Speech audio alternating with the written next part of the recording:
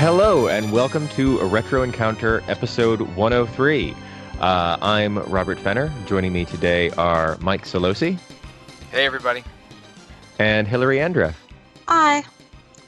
And this week we are taking a little bit of time to look at the defunct 90s developer Quintet, who were most well known for their series of action RPGs and sort of strange hybrid games that they developed under Enix between, I want to say, 1991 and 1997. This is not the first time that you and I have talked about a defunct 90s JRPG developer on this podcast. That's correct. And, well, Falcomer's still around, but this is a little bit of a sequel to our Falcom encounter in a sense. I was referring to a different episode.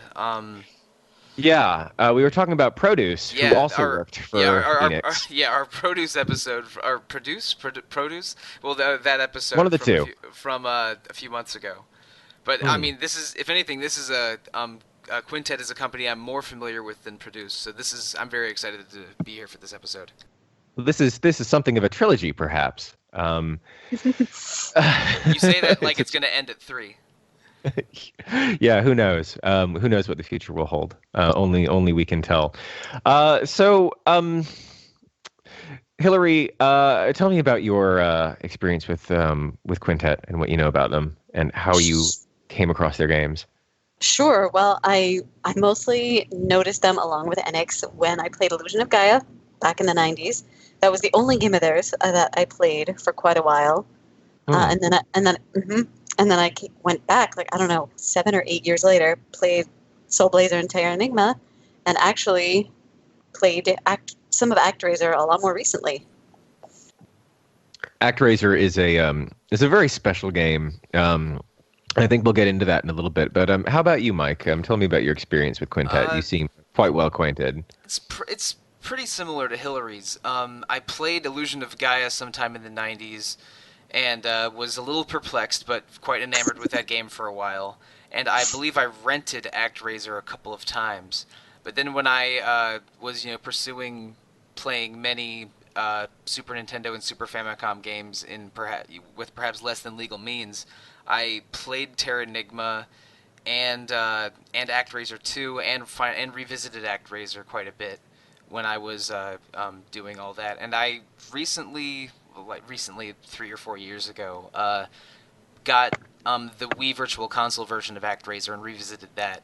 That's so great that was available. Which was a blast. Yeah, that ActRaiser is a special Super Nintendo game. I'm a little bummed it isn't in the SNES Classic, but I've played a lot of Illusion of Gaia, Terra Enigma, and ActRaiser, and a bit of ActRaiser 2. Did you guys have the Illusion of Gaia shirt?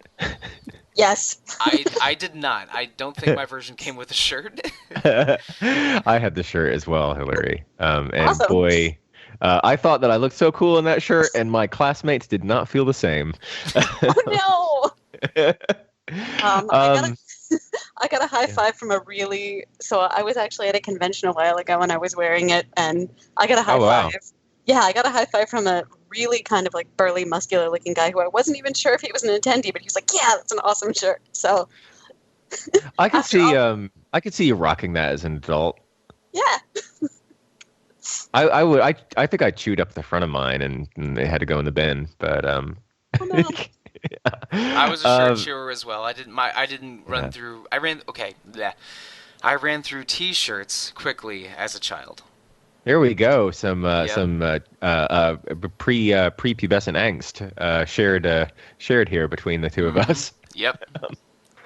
Love for weird 90s developers and chewing our shirts. I came to Quintet pretty much in the same way as both of you. I got a Super Nintendo around 1994, and then I was just trying to get my hands on all the RPGs and action RPGs that had come out before then. A lot of them were like off store shelves by that time, but I rented Soul Blazer a lot. And then I want to 1994 when Illusion of Gaia came out, and I begged my mom to get me a copy, and I played a heck of a lot of that and enjoyed it a lot. And then I went back and played Um, I played quite a bit of Robotrek, and I didn't come to ActRaiser until much later. In fact, I played ActRaiser 2, and it didn't do anything for me at all. So I figured, like, well, the first one is just going to be like this, and I completely missed out on what made ActRaiser so special until Yeah, like maybe like 2001 or 2002 when I really sat down and played it. yeah, my feelings were almost happened in the opposite order. I loved ActRaiser as a kid renting it, and then loved it even more when I played it later and got further in it. But when I tried ActRaiser 2, I'm like, what on earth is this? This is BS. This is not my ActRaiser. It's not And, good. and I mean, ActRaiser 2 basically removes all of the simulation and RPG and city building elements, and is just a very challenging game, challenging side scroller, similar to maybe a Castlevania game, but Oh, really hard. And like the action in it is competent, but it's too challenging. And I only and one of my friends from a different website is one of the world's leading ActRaiser 2 speedrunners, and I do not know how on earth he lives with himself, because that sounds like masochism to me. I guess it would lend itself pretty nicely to the speed run because you don't have the more God sim elements. But His name is I wouldn't want to do it. I didn't like it. his name is PJ D Cesar. If you want to follow an interesting speedrunner, but man, I don't want to play that game anymore. PJ, we're calling you out.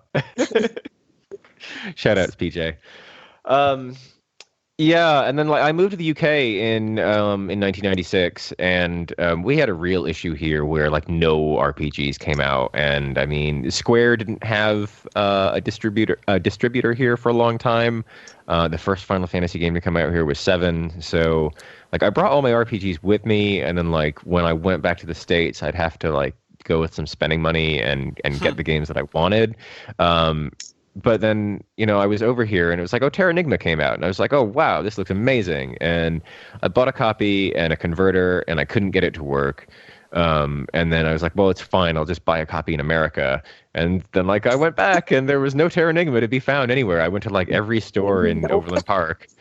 And later I found out, oh, that's because for some reason it got a UK or a Europe only release. So that sucked, and like I persuaded a friend of mine from school to bring over his PAL Super Nintendo, and we played through most of it in a weekend. But yeah, so I didn't really get a chance to go through that until much later as well. But I think I've still got my copy somewhere.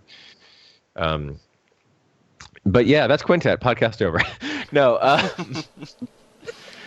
So Quintet, or they're quite closely linked to Falcom. Most of the movers and shakers in Quintet split off from Falcom in 1989. Notably, it was founded by Tomoyoshi Miyazaki, who directed Ys 1 and 2. And the other key member of staff was Masaya Hashimoto, who was the programmer for Ys 1 and 2. So we've got that Ys connection here, which kind of makes a little bit of sense thinking about how Ys 1 is so. I don't want to say seminal, but so influential in the realm of the Japanese action RPG genre to see those ideas evolve into what was primarily a developer of action RPGs for quite a while. Other key members of staff were Ayano Koshiro, Yuzo Koshiro's sister, who was a graphic artist. And Yuzo Koshiro himself was working with Quintet quite a bit, but he wasn't a full member of staff. He was on retainer from Ancient. So so quite a bit of pedigree there. I'm not really sure what caused the schism, but go ahead, Mike. I've told you this before, Robert. Maybe I've mentioned it on podcasts as well, but I saw Yuzo Koshiro DJ a live set at a convention several years ago. I'm so envious of that. And I was jumping up and down like a child that had just eaten so many pixie sticks when he started the ActRaiser portion of his set. I've seen that video. Yeah. Oh, you have. Yeah. Well, but it's excellent. It was so cool getting to see that guy perform. He's such a legend, and like the more I sort of poke into the history and broad culture of game music, the more Yuzo Koshiro pops up. That dude is insane. He is incredibly talented, and I like how he draws from so many different styles. There's not really anybody else like him working in game music. He's absolutely one of my favorites as well. Um, so the name Quintet first popped up in 1987 in the credits of Legacy of the Wizard on NES or Dragon Slayer 4, Drazel family. And apparently this was a complete coincidence. Some Quintet employees worked on this game, but not any of the main guys who started the company. So was that maybe part of the transition from Falcom to Quintet for some of these guys? Well, I mean, it's hard to tell. There's some very conflicting interviews out there. Like some people who worked on that game said that it was just an internal nickname for the core staff of that particular game. The founders of Quintet said that they had no idea that name was used in the game. Another account says that the Quintet referred to the 5 playable characters.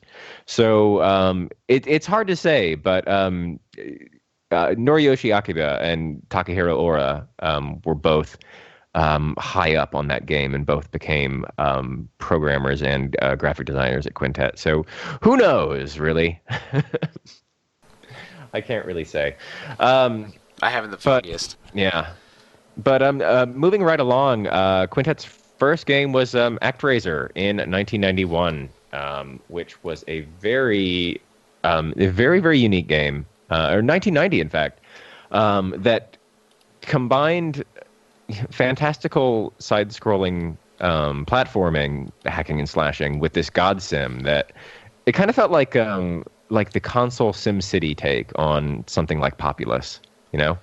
Kind of, yeah. It's basically a top-down shooter where there's several cities or small settlements. And by flying around with your little angel avatar and shooting demons and helping the town grow in certain directions, and perhaps even using your spells to affect the terrain, like sometimes it gets a little dark. Like once you get the option to start growing wheat instead of rice, or maybe it's corn instead of rice, the optimum way to fix the first couple towns is to burn down all their rice fields with a big apocalypse and have them regrow everything with wheat. But well, the master giveth, the master taketh away. Exactly, yeah. So it is basically a god sim where it's part an action game where you're fighting off little sort of bat-like demon enemies and helping this town grow. And there's, I believe, it's 6 zones or 6 towns where you do this, of different types of terrain and different problems they encounter, and you have to complete a platforming stage before the town begins worshiping you, and at the end of the town's growth, as like sort of a final boss. So it's basically 12 of these action stages, and then a sort of gauntlet to the final boss. There's a lot of ideas in ActRaiser that carry over to a number of Quintet's other titles. I mean, particularly their Heaven and Earth trilogy is very much about using force to restore a region and become like something of a savior character, or maybe even just the idea of guiding human progress, which the third act of Terra Enigma is all about that. And it, like, when I didn't necessarily make the ActRaiser Terra Enigma connection of, like, at least cinematically when I first played Terra Enigma, but man, that game has some really weird, crazy concepts at work. Yeah, it is. I was not peculiar. Sorry to interrupt you again, man, but we Retro Encounter did do 3 episodes on Terra Enigma in our first year of podcasting.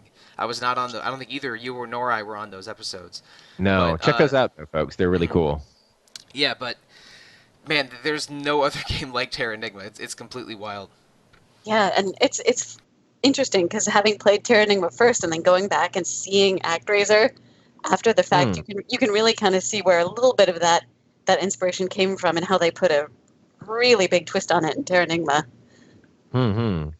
Indeed. But yeah, I guess going back to ActRaiser, that game it does get quite challenging. I mean, I think I maybe mentioned this before. I've never finished ActRaiser because the final task is defeating the 6 act bosses and then a final boss all in a row with minimal healing and stuff in between. And I usually had to use all of my healing and magic just to beat one of those bosses.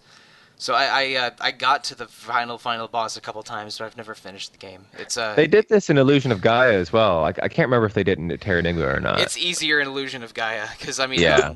Friedan and Shadow are way stronger than your like dumbass little god with a tiny sword in His little ActRaiser. horned helmet. Yeah. Or is it a winged helmet or a horned helmet? Oh, one of the two. It's got flourishes. Yeah, he has a very sort of classical god design to him, and I always thought it was kind of a neat little trick where in every ActRaiser stage, it's a little beam of light comes down and hits a statue of the god, and then he sort of takes form from that. That's so fun. Yeah. It was a cool, very cool little touch. But anyway, ActRaiser's end boss is way too damn challenging. But the meat of the game, where you go to these 6 locations and guide the development of these towns, and then do these pretty flavorful, if challenging, platforming stages and bosses, bookending each town, it's really cool. I have gone back to ActRaiser just to do Fillmore and Bloodpool, the first 2 towns. Many times, but I've only really gone the distance, I think, once or twice. It's a special game. I would love to see more games like it. Sort of a JRPG flavored god game with action elements. I don't even know how to describe it without combining 8 other games. It seems like a bit of a no-brainer, and it's very surprising to me that this format is so underutilized. It's difficult for me to think of anything else like ActRaiser. I think I actually got some ActRaiser vibes from a game that we saw at E3 this year, Sakuna of Rice and Ruin, that X is going to be putting out early next year. That's right, because she's like an agriculture goddess, and you are saving the town and doing agriculture things. Yeah, you're harvesting and building things up too. I mean, your actions to restore this area are much more. They're much more micro, and you're also, just in one area. But you are, you're making the rice grow in this localized area, and defeating the evil spirits. And the demo that we played, you defeat this oil elemental, and then you're able to cook things with oil. So there's like this whole cooking and then like harvesting grain. It looks great. I'm really excited to play it when it's complete. It is cool that you got an ActRaiser vibe from that. That makes me more interested in playing it. Yeah. Mm-hmm. Hopefully, maybe it'll fill the void a little bit. Yeah. At least I still have it on the Wii Virtual Console. Yeah, that is great that is available. It's like the one Quintet game that you can get in English on a Virtual Console. So if you've got a Wii or a Wii U, you can snag it at a reasonable price. But it's really this and the rest of the games we're going to be talking about, they're very criminally unavailable, and they really shouldn't be. But we won't talk too much about ActRaiser 2. It's not an RPG. We've talked a little bit about it already. I think Mike and I don't really like it. Hilary, do you have anything to say about ActRaiser 2? I've actually only played a minimal amount of it, and given that platforming is not my best gaming skill, and that, even ActRaiser was a little challenging. Yeah. It's an extremely it's a very, very masochistic game. I just could not get to grips with it. There's like this whole diving and floating mechanic that I could never get my head around. Yeah, your character has wings, and you can sort of double jump and then dive and then float up again. And your basic movement and jumping is very slow and unresponsive. Yeah, it's got really nice sprite art though. It reminds me of like the bad Super Nintendo version of Castlevania Dracula X. Yeah, which is not complimentary at all.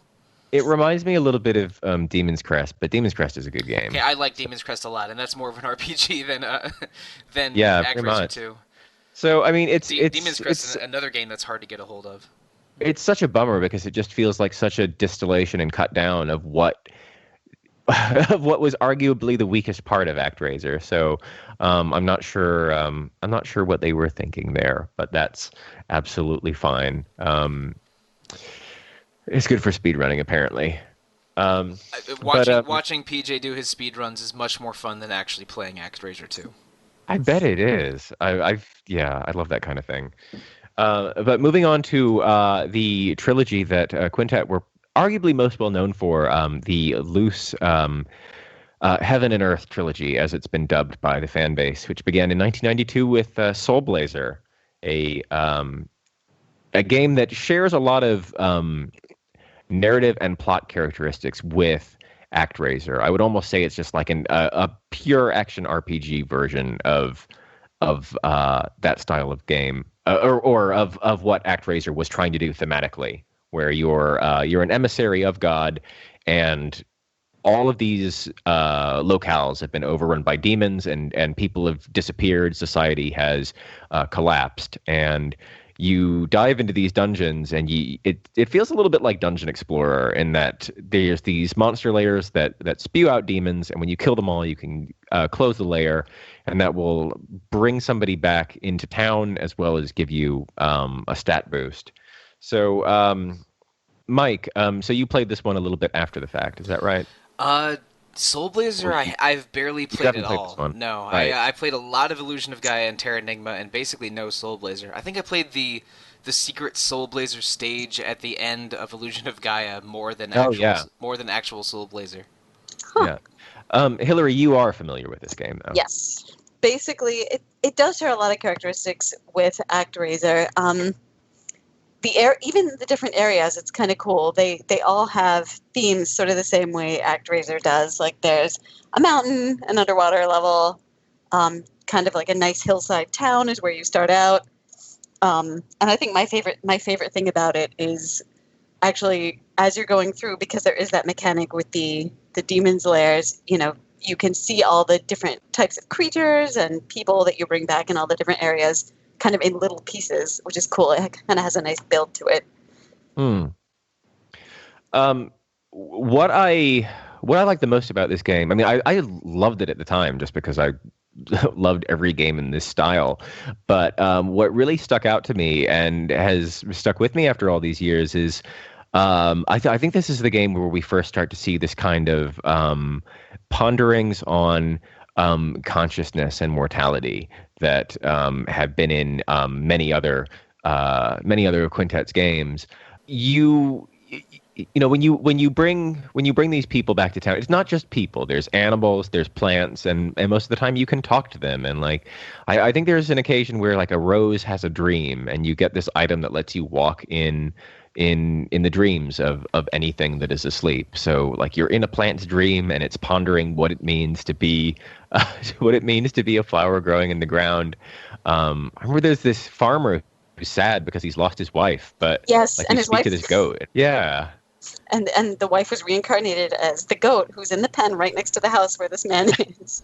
Yeah, wow. She's just like happy to be with him, which like it's a bit strange, but I remember finding that to be very very ponderous. Yeah, if you misread that, you could interpret it as just the goat being deeply in love with his farmer, or if I don't know how many context clues there are because I haven't played this, but this is pretty wild for an early Super Nintendo game. I think she pretty much like straight up says like, "Oh, I was alive and now I'm a goat, but at least I'm still my husband." Okay, good.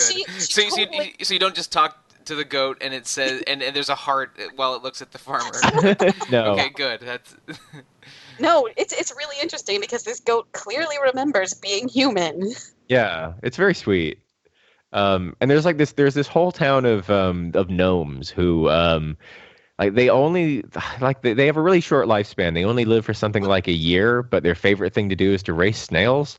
So so cool. they just like spend their life like trying to ride these snails to the finish line. It's really I guess it's like, hey, do what you love while you're alive. The consequences be damned.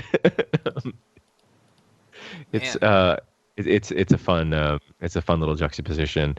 And there's all sorts of like weird dungeons in this game. Like you get shrunk down and you have to fight your way through like a doll's house and a miniature town, and you fight these toy tanks and toy soldiers. It's all over the place. It's very it feels very arty in the same way that Mike, when we did our episode on Produce, it's got a little bit of a similar vibe to Mystic Arc, I'd say. Not quite as avant-garde as that game, but there's definitely they're definitely trying to do something more than just like the save the world type of story. There's so much bizarre subtext going on beneath the surface of Soul Blazer. Wow. Yeah. I don't know what to expect. I didn't really know what to expect from your description of it. Illusion of Gaia definitely deals with a lot of the same issues of mortality and goes some strange places. It does. But I don't know if it's anything quite as strange as entering anyone's dreams and watching a goat dream of being a human again. This seems like a special game. I might need to revisit this. It's absolutely worth doing. I'd say that the two share a lot of characteristics. I think Soul Blazer is, I think it's asking the question like maybe the wider question of what consciousness is and what existence is, whereas Illusion of Gaia is, I'd say maybe directly questioning different sides of humanity. It seems like it's a little bit more grounded, and it's more, I think it's a little bit more direct and confrontational in some ways. I mean, Illusion of Gaia has these core characters of these 5 or 6 children. Let's move right on to Illusion of Gaia. Yeah, yes, please continue. Well, yeah, it's 5 or 6 children, or I think it's 5, then they meet a 6th shortly after their journey begins. Going on a journey that's, I would say, probably of self-discovery, and very strange, different things happen to each of the children. One of them turns into a whale, 2 of them fall in love and sort of disappear together, and while one of them stays with Will, the main character, until the very end to defeat the Dark Gaia god that is threatening to consume the world. But while you're doing it, there's so much weird things going on with Illusion of Gaia. Almost all of the dungeons and several of the set pieces that aren't attached to dungeons are inspired by real-world ruins. That's right, almost all of them. Just about all of them, and even like Mew, which is the sort of an Easter Island kind of thing, is based on a sort of an Atlantis-like missing civilization from the Pacific. But it's like there's I think on early stages of Mayan temple, Angkor Wat, which is a temple in Cambodia, is a late stage. An Egyptian pyramid is a late stage. There's Mew. You go to the Great Wall of China. Yeah, then there's the Great Wall of China. It's like you're doing a tour of monuments in world civilization, but they're all taken over by demons or corrupted in some way, and the things that happen to the core characters as you journey here are sort of a deep and dark exploration of humanity. And I think that is interesting that you bring up that the dungeons in Illusion of Gaia are based off of actual locations, because I think that is one of the reasons why it might feel kind of much more direct, because it's sort of bringing in some real world elements, whereas Soul Blazer was just definitely a little bit more, I think I almost want to say archetypical kind of places. Mm-hmm. And yeah, the Incan ruins were my favorite. Is that the first level, or is that the Nazca lines? I can't remember which one.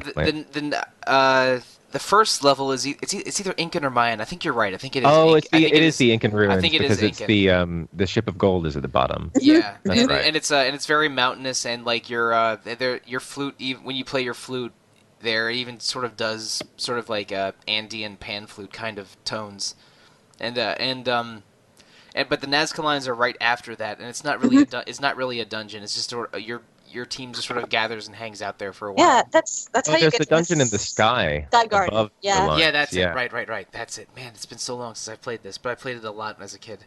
I went through it start to finish at least twice. But my favorite dungeon is Mew, the weird one where you're shipwrecked, and then your friend that's turned into a whale rescues you at the end of it and takes you back to land.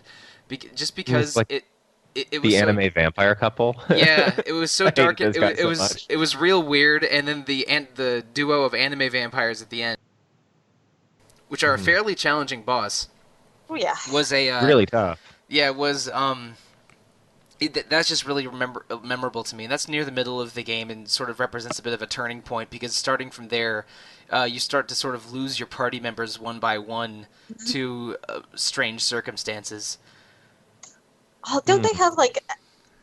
I'm trying to remember exactly what it was, but at the end of that sequence, isn't there sort of like a red wire, blue wire? Like one of your friends is tied. I think it's Eric. Is like tied to a bomb. Yeah, Eric's tied to the bomb. Yeah, but that's the timer for the boss battle. It's horrible. Yeah, right. But and both wires will save him, but it really does add a bit to the stress of the game. And one of the most memorable sequences to me isn't in a dungeon at all, but it's after Mew, the sort of port town you're in.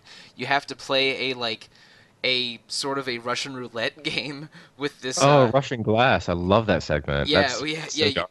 yeah. It's so dark. You basically have to play.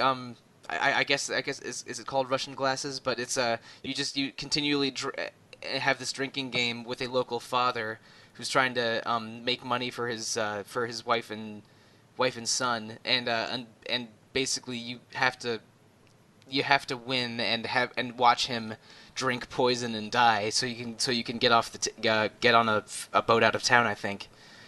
And you kind of know it's a fixed game because Will Yeah. is psychic. Yeah, because Will's psychic and he knows that where the poison in the glass is. But it's just Illusion of Gaia has so many of these strange moments in it that are so surreal playing through it and experiencing it that it didn't feel like any other RPG I'd played at the No. time. Can we talk about Frisia for a minute? Because that, whoa. You sure can. I wanted to bring that up next. Yeah. So Hilary, please go right ahead. So Frisia, I think it's a pretty early on town where you go to, and at face value, when you first go there are flower petals falling. It's all very pretty. It's supposed to be all very charming. But as you spend time there, you learn that there is a massive slave trade, and there are awful back alleys, and it's horrible. It's super dark, especially because that's as you said, that's like the second major city that you go to after you complete this first dungeon. Yeah. So you've got this, oh, it's the young boy, he's going ahead on his quest. He's got the princess, they're running around together, and then you're confronted with this very, very serious issue that's plaguing this prosperous area, and it's like, whoa, okay. I remember that being very, very affecting. Yep. But Illusion of Gaia is filled with these moments that I really didn't know how to react. I mean, the Hamlet moment strikes out at me.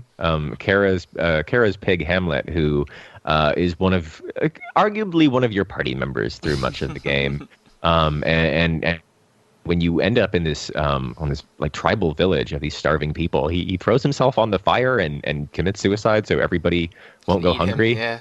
Yeah, it's just oh my goodness, what is going on with this game? Somehow we've gone through this whole conversation without mentioning that Will, the main character who fights with a flute and some special skills, can turn into a knight named Friedan and a malevolent fire spirit named Shadow to go through these dungeons. Is he malevolent? Well, not really malevolent. He's just scary looking.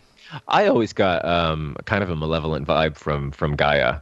But I guess that's what Dark Gaia was. Yeah, Dark Gaia is the sort of the dark side of Gaia. I mean, Terra Enigma has a similar plot device in place. But yeah, you turn into a knight named Friedan and a big fire dude named Shadow as sort of your special abilities, and you have to navigate certain parts of certain dungeons as one or the other to pass through. But you know what? I think they were malevolent. I seem to remember that Friedan was an extremely brutal killer, Dark Knight who, when he passed, his soul was betrothed to Gaia to serve the greater good. So I think that's right. I don't think I made that up. I got the idea that they bad. Yeah, I got the idea that Will was innocent and Friedan and Shadow weren't, but I don't totally remember. But I mean, you have to sort of switch between them to get through different types of different dungeons. Because I think Will, Will can slide under some things, and while Friedan can break things, and Shadow can sort of pass through things. Yeah, I Will don't can remember. also move things with the flute. Right, but so there's part of the mechanics of the dungeon is knowing when to switch into each of them, even though you only get Shadow for 1.5 dungeons. But and Friedan, I think he joins you at the first dungeon. But it's a really weird, cool mechanic that sort of contributes to the dark, sort of off vibe of the game. Yeah, the dark space itself was something I remember having a big impact when I first picked up this game. It was sort of this place, you've got some nice kind of peaceful music. I can see where this is, Will going on an adventure using these powers for good, but at the same time, it's a little bit unsettling. Yeah, You give me like a big old stone face looking at you in space. Yeah. Like I'm all for that. I mean, it's kind of HR Giger-esque almost. Yes, when I played a Persona game for the first time, the Velvet Room reminded me of the Dark Space. Yep. That is a good comparison. But yeah, that game is crazy. I played it for the first time when I was maybe 10 or 11, or maybe even more like 9 or 10, and it haunted me a little bit. Like watching a guy poison himself, watching your pet kill themselves, your friends leaving you one by one, and just seeing the dark side of humanity all over the place. It messed with me a little bit. I won't say it gave me nightmares, but I thought more about the events of that game than it's a thought-provoking action RPG in a way that a lot of other Super Nintendo games aren't. It's got that very haunting, kind of sorrowful soundtrack all the way through as well. And then like its conclusion, which, I don't want to give away to anybody who hasn't played it, but like it's a lot of JRPGs have very ambiguous conclusions, but this is an especially it's one that will make you think, okay, what exactly has happened and what does that mean for everybody? It's stuck with me after all these years.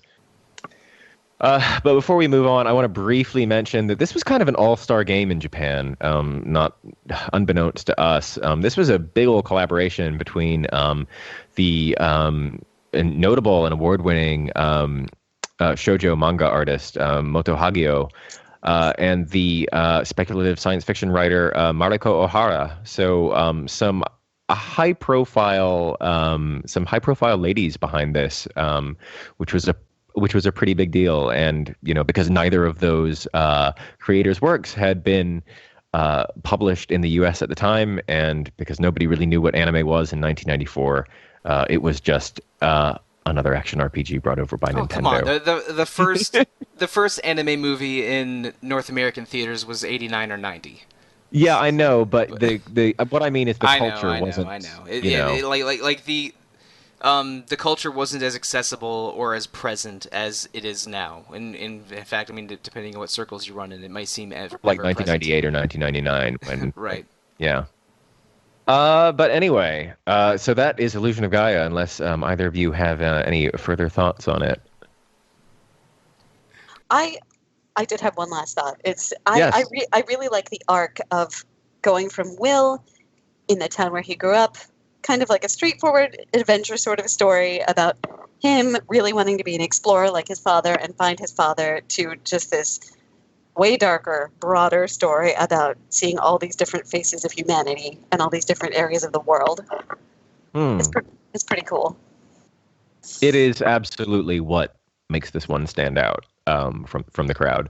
I mean, great graphics and sound, and mechanics aside, it really is that sort of I don't want to say off kilter, but it's a very unusual look at the world around you, and it's one that's not so wondrous as it is sobering. So I think that's a very, very good point, Hilary, and I think that's why anybody should play this game, even though it's difficult to get hold of these days. But moving right along to the same year, we had a Robotrack, or a slapstick as it was known in Japan. This was a traditional RPG, kind of a cutesy, as per the Japanese title, a very comical RPG about a boy genius who creates these robots to fight for him in this wacky science fiction universe and try to find his kidnapped father, the Dr. Akihabara. And he's got this laboratory that's got like a giant Super Nintendo controller as the workbench. It's adorable. Mike, I know that you're not too familiar with this one. Hilary, have you played this at all? I haven't, actually. I rented this a lot, and despite looking like a children's game, it's extremely punishing, or at least it was when I was a kid. It's a tough old game that it's got, I guess, maybe something of a Pokemon mechanic to it. You get these robot parts, and then you can build up to 3 robots that have different weapons depending on what you outfit them with, and you can name them and change their color. And I don't know if I have a whole lot to say since you guys haven't played it, but It did have I like this. a bit of a Pokemon vibe, especially since Yeah, the images that I searched for were like a red, a green, and a blue one. yeah. So Oh. so it's like, oh, okay. So I guess you get all three types at the beginning. It's it's very, very colorful, and it's got these cute, kind of super deformed robot monsters that you fight against. I remember my absolute favorite is this meta crab, not even mecha crab, but meta crab, who's like this. It's a mech suit with a crab on top, and he's like the first main antagonist who's like dogging your progress. And when you blow up his robot suit, he's just like a sad little regular sized crab, and you have to like rescue him from getting beaten up by some kids like Urashiro Taro, and put him back in the water. And it's Oh. um, I felt bad for that crab. um, but it's a very strange game that's got a lot of lovely colors. To be honest, I didn't revisit this one for the podcast, so unfortunately, I don't have a whole lot to say. Um, yeah, so maybe we'll stop there. Well, if you don't mind and if you can remember, like Absolutely. I'm trying to picture how battles would go. Like what sorts of options do you have? What's the format? Um, it's like a side view, like a Final Fantasy, and you've got one robot at a time on the field, and Okay. you've got like this energy meter, and you know it expends energy to move. So you'll be moving from the right hand side to the left hand side to get within range. And you know if you have enough points left over from moving, you can attack, or you'll have to wait until the next stage. You can also um, fire guns and bombs for distance attacks, but that depletes more energy, so you can't you can't take any more turns. Whereas I think if you use your sword, depending on how close you are, you can probably get in multiple hits. So there's this sort of strategic trade-off to the battles, but in a in quite a simplistic way. Um, there's a vampire named Pinky. I like that. That's that's about all I have to say about this game. So Several, there's a vampire in Terra Nigma and in Illusion of Gaia, so maybe they just like vampire bosses. maybe they do. I can't remember if there's one in Soul Blazer. I, I'll have to check. the vampire So boss in Terra Nigma is a real mofo. The Bloody Mary boss in is that Scotland. Bloody Mary? Oh Yeah, Lord, yes. Oh. that's a rough one. So that seems like a good time for us to start talking about Terra Nigma, the final piece of the Heaven and Earth trilogy that criminally only got a release in Japan and Europe, courtesy of Nintendo of Europe. This was something of a well, definitely a capstone to the series, but something of a combination of everything that they learned from ActRaiser as well as Soul Blazer and Illusion of Gaia. So, And a triumphant portmanteau as well. oh, definitely. So Mike, tell me about your experience with Terranigma. Right.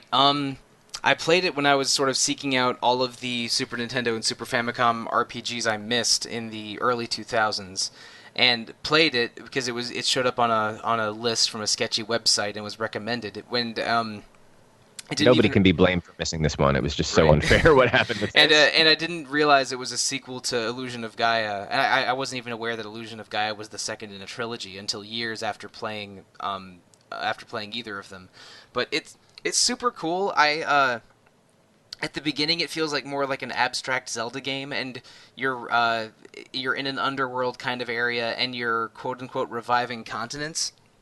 And You're you know, kind of like in hell, aren't you? yeah, It's a very when you leave that village for the first time and go to the world map, it's like wow. That is a really cool effect that I always loved. yeah.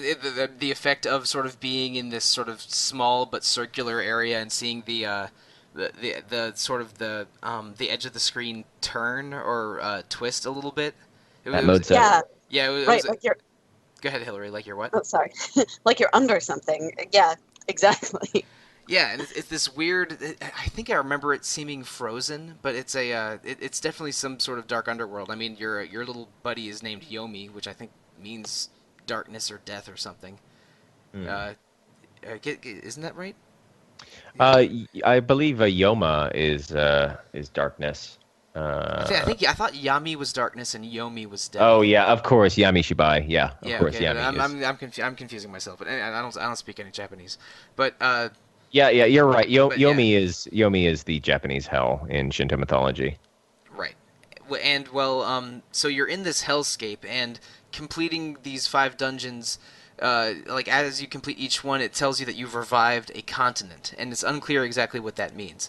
But after you finish Act 1, you're stranded. I want to say you start in South America, or I think you start in the Americas. And I remember, I think Guyana Oh, Guyana?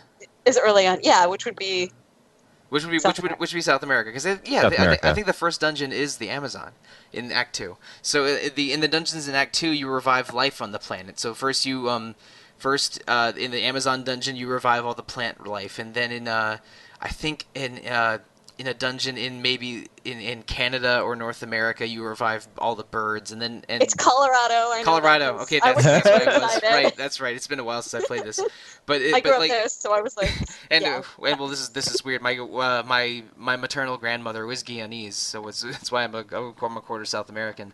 But the Wow. Guyanese of Portuguese descent, but whatever. So in the dungeons in Act 2, you revive the all of the life on Earth, with the final dungeon in the Himalayas reviving the humans. And after you complete that dungeon in Act 3, you find yourself in was it Nepal or Tibet? You find yourself in a temple village in the Himalayas, and the world is populated by humans again. But in that chapter is called Resurrection of the Genius. You have to go and complete tasks in human settlements to guide progress of mankind, which ties back to what we were talking about in ActRaiser several minutes ago. So you really are sort of this agent of change and revival of the world, and it's not really well explained to you why you're doing this or why this is happening until the very end of the game, where there's sort of a big twist and you have to challenge Dark Gaia again. Yeah, Of course. you get kind of an interesting little parallel and kind of hint that the two worlds are connected, because you do see the continents being revived, and at the same time, everyone in your town is kind of frozen. So you're going to the first initial towers to kind of free them. Right. But so it's kind of both at once. So, how about that? How about that menu navigation in Terra Enigma, Mike? Well, not my favorite part of the game. There's a lot of interesting things to say about Terra Enigma, about sort of the story places it goes, and it's playing fast and loose with the passage of time. But yeah, that game does not have great menus. It's kind of cool that you jump into this tiny box and talk to your Cool idea. Yeah, your buddy Yomi, but it's really cumbersome. It's if there was a Terra Enigma remake or sequel, I would like for the menus to be faster and smoother. I mean, they could have easily just used the aesthetics of being inside this box room, but have a traditional menu navigation and maybe a button to talk to Yomi. But they didn't do that, and it's just so cumbersome, and it really doesn't have to be. But that's a relatively minor complaint about quite a gripping action RPG. Yeah, it's really, really cool. And I should mention the dungeons themselves are, and this is true of Illusion of Gaia as well, to a lesser extent, are pretty imaginative and fun. These are good Zelda style, since it's sort of a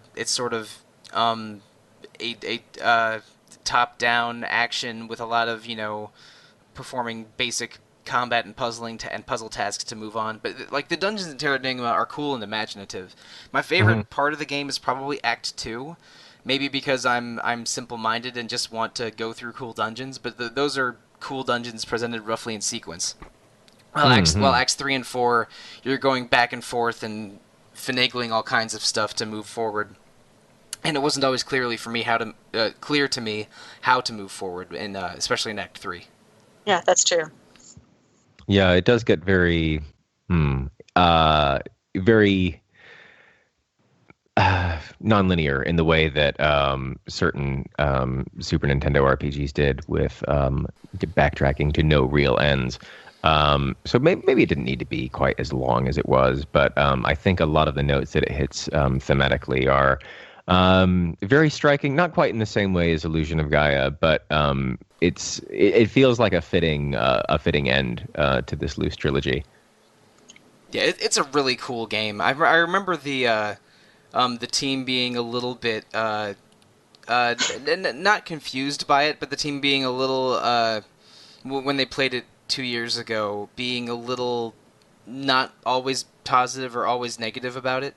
But it's a unique game that doesn't really have like Illusion of Gaia doesn't feel like any other game following it. Yeah, I appreciate that's another way that it's sort of kind of similar to ActRaiser though, because you have these different sort of gameplay elements coming together in interesting ways. You know, in ActRaiser it's kind of sim and then platforming, and then in Terra Enigma you've got the Zelda style dungeons. It's pretty linear, you know where you're going to go for a while, and they are cool and imaginative. I agree. But then you move on to the next act where there's a lot of interaction with the NPCs. There were some times where I almost felt like I was playing something more along the lines of like a graphic adventure or something, because you have to figure out, where do I take this item? Okay, who mentioned this? Where do I need to go? Yeah, you gotta help Edison invent the light bulb, and then take the light bulb back to Paris so it can be the city of lights. And that's just one very simple example of which there are a bunch in this game, where what the things you have to do to progress through. And there you go, Assassin's Creed. Quintet did it first. So yeah, okay. Will thinks he's an assassin, but really he's with the Templars all along. Or I'm sorry, Ark thinks he's an assassin. He's with the Templars all along, and after he discovers this, he decides he has to assassinate the right people in the final act of the game. Got it. Terra Enigma is secretly Assassin's Creed 0. So, okay, now that that's out of the way, you know, Hilary, one thing you mentioned how both ActRaiser and Terra Enigma have these almost disjointed gameplay phases, because the 4 acts of Terra Enigma, while you're still Ark and still running around and performing the same basic actions, they almost feel like 4 different games. Because the goals you're accomplishing are different, and also the sort of flow of and linearity and approach of each of the settings that they're in is very different. And ActRaiser takes place in very distinct phases, where you have to do stage, town, stage 6 times, and then a bunch of boss fights. So you think that Rob, do you think that's maybe a Quintet thing in general, where they want to bring multiple types of gameplay or multiple approaches within each game, and as a result they seem really unique and cool, but maybe disjointed? I'm trying to find a unifying thread here, but I might be grasping at straws. No, I think you're absolutely correct, and I think that is what sets. I think that is what makes Quintet's games stick out from the other action RPGs that were, of the 16-bit era. There's they do feel like master of or jack of all trades, master of none in some cases. But the ideas that they're juxtaposing, they're ones that were at the time and still are just so rarely seen together. Even in something as much of an outlier as Robotrek, that combines this sort of top-down traditional RPG with this whole building a robot and then fighting strategy battles. The Quintet seem to pride themselves on trying to think outside the box and trying to combine genres and to varying degrees of success. I think that's what makes ActRaiser 2 stick out, is one that just like one of the few games by them, especially of the 16-bit era, that just doesn't have that characteristic.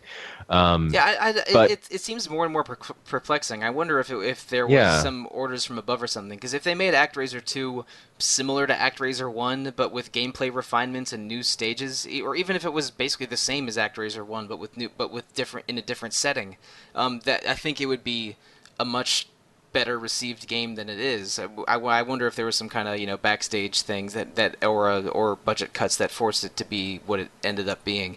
But I'm wondering if it was rushed or something. It would be budget or time reasons, I guess.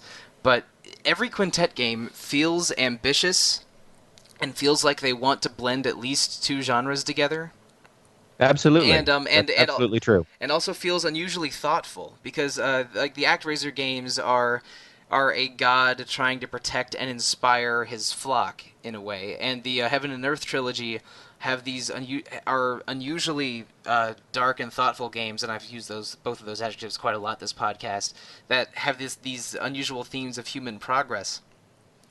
I Quintet games don't always feel like other Quintet games, but they always feel unique and interesting in ways that, frankly, I don't see anymore. Hmm. Indeed. This makes me, Absolutely, indeed. yeah, Yeah. this makes me want to play ActRaiser again and give this RoboTrek thing a shot. Really. I'm thinking of the beginning of ActRaiser when you boot it up after having a file in progress, and your little angel companion is basically like, well, I hope you're well rested. We need to That's right. Yeah. do our best every day to do what we can to bring peace to the world. You're right. I forgot just that. feel- When you save your game, he's your very polite angel companion wishes you a nice sleep, and when you load your game, he wishes you good morning and is very encouraging. Let's go back to saving the people and guiding humankind. You feel like you're making important decisions and doing something meaningful. It really is the combination of like a Castlevania style action game, the SimCity building game, and a weird non-linear space shooter. You can't describe ActRaiser without mentioning like 3 other games. It's crazy. Yeah. Oh, and I think the one last thing I wanted to mention about Terranigma, if that's all right, Absolutely. Please go right ahead. is that some of the surprising dark moments from Soul Blazer and Illusion of Gaia, they're definitely still there in Terranigma. Yeah. Oh God, your dear friend, DEER friend in the Himalayas dungeon in Act 2. Yep. Oh Yeah. man, that's a little bit of a tonal change from the that Lion King nonsense in the African dungeon. Yeah. It's We go from Lion King to some serious, like, really upsetting survival in the Himalayas kind of scenario. Some very sorrowful things happening to animals in this trilogy. yeah. I think the writers probably understand that many humans have deep appreciation and even affinity with the beauty of animals, so they do make you do horrible interactions with animals just to affect you.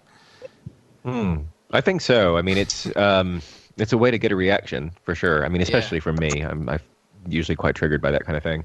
With me, I mean, this makes me sound like a like one of my 55-year-old aunts or something, but I just can't watch dog movies. Oh, You understand? It's like, oh no, the animal's gonna die and everyone's gonna be affected by it. I don't want this. Man, get me out of here. But like, yeah, that's not a good time. there's moments in Illusion of Gaia and Terranigma where they are attacking the exact parts of my brain that dog movies will. Mm-hmm. Your point about genre bending would continue on to Quintet's last title, 1999's Planet Laika, a Japan-only RPG for the PlayStation 1. Is it like Laika the like Laika the space dog, and you play as a dog in space. Yeah, the Russian space dog. Huh. Okay. Yeah. So it's a game about a whole bunch of dogs in space. You're the titular Laika. It's human bodies with dog heads. I've only played a little bit of this, and my Japanese is just so bad. There's like this whole personality shifting mechanic, a little bit like taking emotions in Ni no Kuni, where you're like picking up enough of an emotion to like change into a either more thoughtful or more take charge personality to solve puzzles. So there's a renegade path and a paragon path. I see. I think it's just all one path. Oh, okay. All right, never mind. It's got this my weird, Mass Effect space analogy failed there. And it's got this weird battle system, maybe a little bit like Opuna, but actually a little bit more like Breakout, where you're bouncing a ball against your enemies. So this is Kirby's Block Ball, but with space dogs. With space dogs in an RPG with adventure game with adventure game elements. So. Oh my goodness. That's a weird as heck game. I would try this game, but the only Japanese character I can read is the heaven that appears on Akuma's back after he kills you with a Shungokusatsu. That's all you need. Yep. You can beat the game with that. This one actually got quite a bit of coverage from mainstream games outlets when it was released. I don't know why, but GameSpot and IGN and everybody else, they were all talking about Planet Laika in Japanese for well, when it came out, and then not again after that. Well, no, it's a unique and thought-provoking concept, at least. So it's Yeah. If if this hadn't happened before and came out in 2017, all the blogs would be giving a blurb about it. But yeah, no, that's unique and interesting. Does it? And I guess it does genre bend in the way other ones do, because you're saying that it has adventure game and sort of RPG elements, but most of the action is a sort of block ball alleyway breakout kind of game. Yeah, but I think it's got random encounters. Either that or you get attacked on the map. But yeah, it's this. Yeah, I'm confused as to how this game looks. I'll need to do some research on my own later. It looks kind of like a survival horror game. It's got like a little bit of a Resident Evil thing going on, but like it's not scary. This is not clarifying anything. It's like Resident Evil, but not, and it's like Breakout, and and you're a space dog. Yeah, and you're gaining emotions. It's like, oh boy. But sadly that takes us to the end of Quintet. They're one of the smaller development studios that much like Microcabin and Produce and some of the others that just really couldn't make that transition to the 32-bit era. So around the turn of the millennium, their subsidiary development team Shade split off to become their own studio. And they developed some malign games like Grand Stream Saga, which a lot of people call it like an unofficial sequel to Terranigma. But I played that game and I do not see that at all. Have either of you played that, Grand Stream Saga? I have not, no. Hilary, how about you? No. I think I've seen it advertised. Yeah, it was put out by THQ in the West. Oh. It's an odd game. I don't see the comparison. Maybe somebody who knows that game better than I do. Okay, well, never mind. I thought you were talking about the Tear Ring Saga, which is a game you should not play. But no, never mind. I don't know of Grand Stream Saga at all. Is Tear Ring Saga the Fire Emblem ripoff by one of the guys who worked on? Yeah, it's a Fire Emblem ripoff by the original creator of Fire Emblem, and it has like the worst. He got sued to oblivion, didn't he? Yeah, it has the worst parts of Fire Emblem in it. Don't play Tear Ring Saga. Yeah, I know. I never played that one, but I do remember the controversy. Shade also developed Orphan Scion of Sorcery, one of those like launch PlayStation 2 kind of action RPGs. I saw that on store shelves for a while. It was around. Yeah, exactly. Yes, that is how I would describe it. Around. I bet Shader's still around today. They mostly do kind of like odd licensed anime games. They co-developed the Inazuma 11 Wii game with Level 5, and now they make like a lot of bargain basement fan service games, like this Cut Rate Galgun clone. I can't believe I'm saying Cut Rate Galgun clone, but like they've got a series called Bullet Girls and Gun Pixies. It seems that that's just what Shade do now. Whereas the main movers and shakers like Miyazaki and Hashimoto, they seem to have left the industry when Quintet shut down in 2000. So I know that like the fine folks at Hardcore Gaming 101, they've been trying to track them down for interviews, and they just seem like they vanished and they don't want to be bothered. And I guess that's fair enough. But some creators who were behind such legendary games and, indeed created the Ease series, it would be nice to maybe get a little bit of retrospection and maybe like a post-mortem of some of these games from them, like 20 or 30 years down the line. But, if they're not into it, they're not into it. So, or at least put them on the 3DS Virtual Console or something. I mean, come on. Yeah, I mean, I guess the rights are everywhere. I mean, like Terranigma's got what, like, Enix has it in Japan and Nintendo has it in Europe. But if they made ActRaiser happen, I don't see why they can't make the Heaven and Earth trilogy happen, especially since two of those games were published by Nintendo. So I would like that so much. I would happily buy those games again. Yep. I think that's a good place to cap off our discussion, guys. What do you think? Sounds good. Sure, go for it. All right. Thank you both very much for joining me. I always relish the opportunity to talk about defunct 16-bit developers, and Quintet are indeed a very, very special one and one close to my heart. Um, if you listeners out there, if you have any strong feelings about Quintet or any of their games, do write in at retro@rpgfan.com, or any feedback on any other developers who are close to your heart that you'd like to hear us talk about, or just any comments on the show in general. You can find us there. Do leave us a rating and a review on iTunes. Not a bad one. Leave us a good one, because those really help.